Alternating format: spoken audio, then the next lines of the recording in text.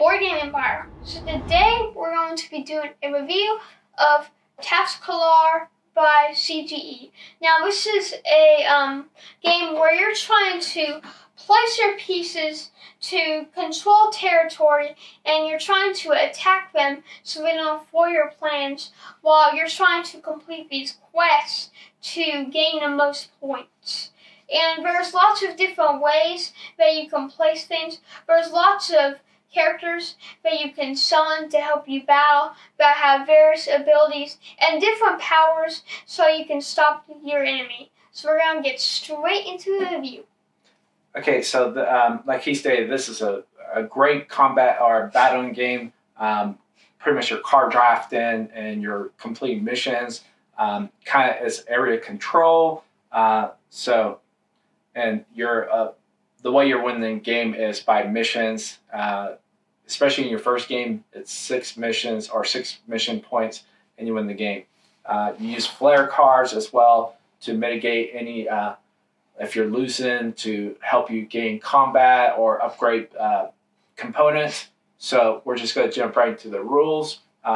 So what did you think about the rules? I'll give the rules a 5 out of 5. We actually had no questions at all during this whole game. I don't think we had to refer to the rulebook once, did we? No. Yeah, because everything was really clear. All the quests are stated very well, and none of the cards that we played with were confusing. All of them were very clear, and the rulebook has great Here, you saw in the rulebook. It has lots of things. It has illustrations and everything, very good illustrations, and it basically goes through everything with examples.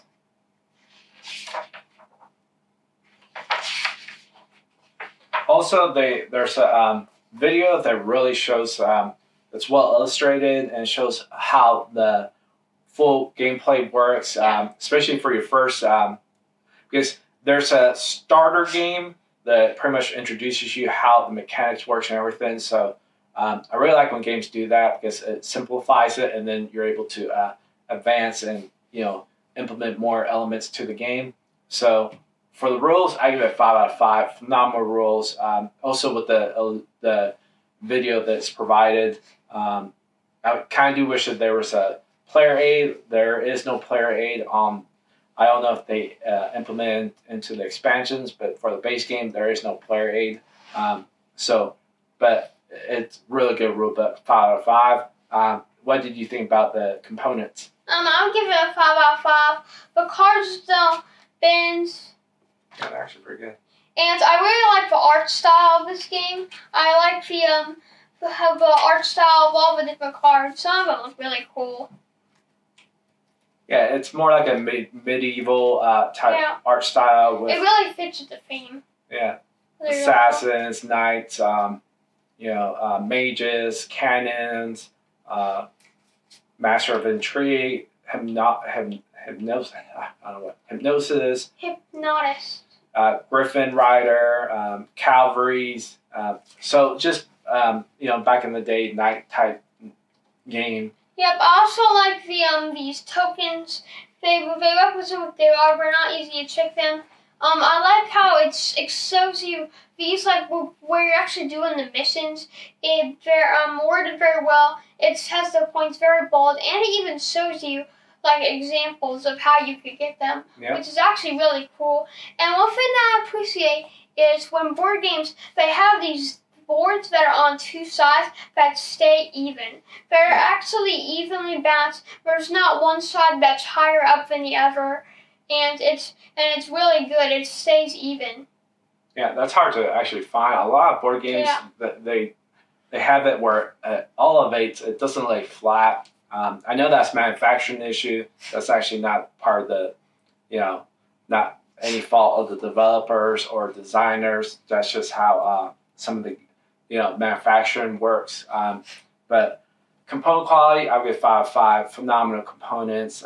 Really like the pieces. I can see how Etsy, if these components were metal or plastic, cool plastic pieces with where they're engraved or they have grooves and everything, it would be really cool.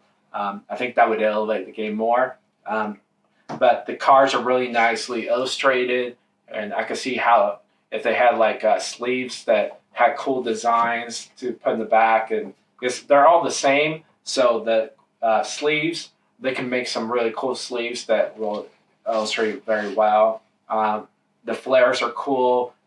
They do a lot of things. Also like the mission cards. I can see how if they created something like a plastic where it's elevated, and instead of having it flat, have it like corner, like 90 degree, where people can see it when you're playing easier. There's many things that I could see if they did a second edition where this game I think would really, really elevate. But components 5 out of 5. I really like the components, but that's just me, my brain, thinking how it can, make it better. But 5 out of 5. What did you think about the experience? I would give the experience a 4 out of 5. The game actually has a really good experience, and this game is up to date with like these board games like Chess, because I'm pretty sure it was released in like 2013, 2014. Oh yeah, this was released a while back. Yeah, it was released a pretty long time ago, and it's actually still pretty up to date with some of these like chess battling games. Kind of looks like how chess has been around for forever, and it still is known as a pretty good board game. Yeah. But basically, the experience, the thing that kind of lowers it a little bit is that there's always one person, it seems, that this is just a practice game, that we only played 2 practice games. I mean, not practice games, the starter, what you're supposed to do when it's your first couple of games. Yeah. Basically, there's always one person who, like, had way more points than the other. They had, like, it was like this. Like, this was, like, the difference. There was, like, that many pieces, and then, like, one player had, like, this many pieces. So it was, like, a little bit tricky, and I will say the flares, they are good, but when you're, like, at that big, but it has to be a really big, like, they have 5 pieces more than you. I feel like at that point it's kind of hard to make a comeback when they have 5 pieces ahead of you, because they can do so much more. They can combo so many more cards than you. And also, one thing that I will say is that I would say the second player kind of has the advantage, because both times we played, the second player always wins because the first player only has 1 action, and there is no last player gets, like, the other player gets another action or anything. So, like, plus they can kind of counteract your moves. And I would say the first turns in this game matter the most. It really depends on, like, the first turns if you play it well, because that depends from you looking like this or looking like this. Yeah. So what did you give the experience? A 4 out of 5. Right. So I would give the experience a 4 out of 5 as well. It seems that there is a lead that, that starting when you start out works to your advantage. Also, there's kind of a little luck base on the card drafting. Also, the flair, because I got a flair that during the playthrough, I was never really able to use, because it was close enough, but not far enough where I really was able to use the flair to the fullest. And so I was kind of hesitant to use it because it didn't really give me that big of an advantage to try to come back. So I held off. Obviously, I held off a little too long because it kind of worked against me. But the progression of the game works well because you're always, adding more characters to the board, obtain missions, and you can obtain more flair cards. So it works well, but there's just a little disadvantage or balancing issue between first player and second player. And so that's why I give it a 4 out of 5 out of experience. What did you think about the mechanics? Again, I'll give the mechanics a 4 out of 5 because because everything I said. Also, I would say it is a little bit luck based. I feel like for cards, it depends on the cards that you get, because there's sometimes where you get like these really complex cards. Like, for example, like if you get like this one at the start of the game, which would be very hard, especially since you can pretty much only do that one in the middle. Yeah, so the way the mechanics works is you have to follow the design of the cards, the way they're placed. So he would have to have something like this to be able to summon this time mage, and then you would place the time mage in the center. And so if you don't have a good design or where you place your characters, then it's really hard, and you have to pretty much do like 2 or 3 turns to actually create the design. Yeah. And so also it's dependent on your card draft. And so if you come up with a design that really doesn't equate to what's on the board, you're starting from scratch, because there is no shape or angles that it's already established on the board that you're gonna be able to put the card, and you're stuck with the card. So you have to figure out how to create it and best use the card. So it's a little luck based factor, but it works well once you actually do. Another thing I would say is that when you like, if you really got familiar with this game, like you play another person who is like pretty familiar with the game, once you form a formation like this, they kind of know like with these basic cards, they kind of know what you're trying to do, so they can stop you by putting one there. And then now with that, you have to start all the way from scratch to build that. So they can definitely, like, because all of them are completely different, so you can definitely tell what they're trying to put. Yeah, there's not enough cards to distinguish. Yeah, once you actually become, probably like after like 10 games, you kind of memorize the cards and your opponent's cards. Yeah. And so unless you implement expansions, which there are many expansions for this game, once you implement that, then it's harder to memorize the cards. And then you're able to actually, do more things and fool your opponent more. But so for the mechanics, I'm giving it like we're doing mechanics 4 out of 5. Great mechanics. Like I showed, it's just a little luck based on the card factors. Also, it's also determined on your design and your characters are already in play, or tokens are already in play.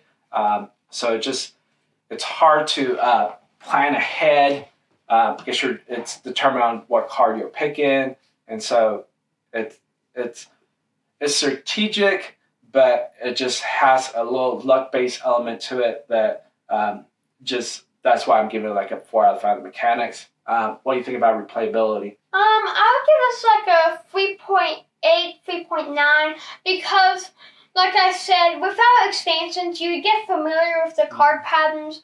Plus, like, one thing that I will say is that all the cards are the same on the red and the blue team. Mm-hmm. So, like, and there's, like, because you could kind of, like, tell what the cards are. I wish, like, maybe the cards were kind of different, like, on the different sides. Yeah.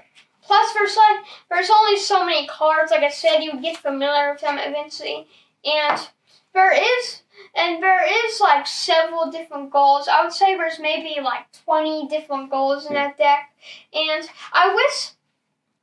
One thing I will say is that I wish these green and red things maybe had a bit more of a difference.